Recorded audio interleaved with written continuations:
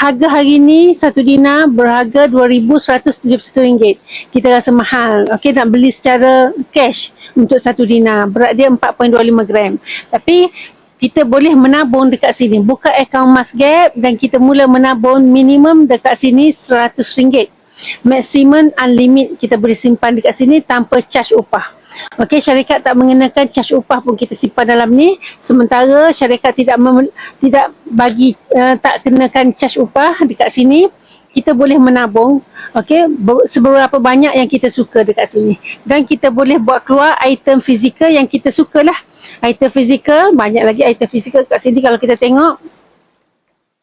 Okey, item fizikal yang macam ni yang kita suka. Pilih saja sama ada kita minat nak keluar dinar, Taifuk dan juga bunga emas, gold bar bunga emas. Atas ni bunga emas, okey.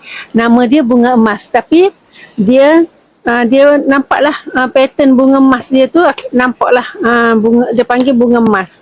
Okey, ini adalah gold bar 10 gram bunga emas yang lama. Yang ini yang baru. Ini 5 gram bunga emas. Okey, dia dekat-dekat macam ni. Dia lekat dekat-dekat macam ni. Okey, senanglah. Nak bawa pergi mana-mana, letak dalam purse pun boleh. Okey, dan kita bawa pergi mana-mana. Mudah untuk kita bawa lah. Dia lekat dekat-dekat. Dekat-dekat tu kan. Okey, ni adalah bunga emas. Ini Taifuk. Ni adalah dinar. Okey, dia ikut berat lah. Macam tu. Okey, kalau kita nak kumpul lagi besar item yang kita simpan, lagi untung sebenarnya. Sebab apa? Sebab susuk nilai dia lagi besar. Macam contoh 1 kilo macam ni, susuk nilai dia selisih harga jual beli adalah 6% sahaja.